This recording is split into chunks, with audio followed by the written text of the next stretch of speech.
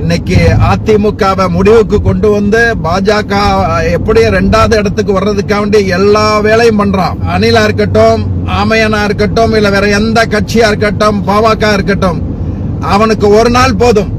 அவனுடைய கைகளை கொண்டு வந்துட்டு முட்டி ஓட்டு மன்னிப்பு கேட்கிற அளவுக்கு கொண்டு வர்றதுக்கு பாஜக முடியும். ஆனா அதிமுகவை கொண்டு வர்றதுக்கு கொஞ்சம் கஷ்டம்.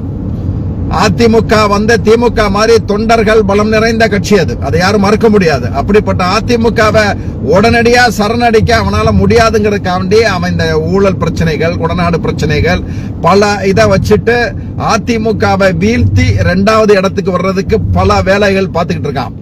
அதனால திமுகவை நம்ம வளர்க்கிறதோட அதிமுகவை காப்பாற்ற வேண்டிய பெரும் பொறுப்பும் திமுக உண்டு. ஏன்னா இந்த மண்ணில் மாநில கட்சிகள் தான் இருந்திருக்கு. 62ல இருந்து மாநில கட்சிகள் தான் நம்ம ஆட்சியில் இருக்கும்.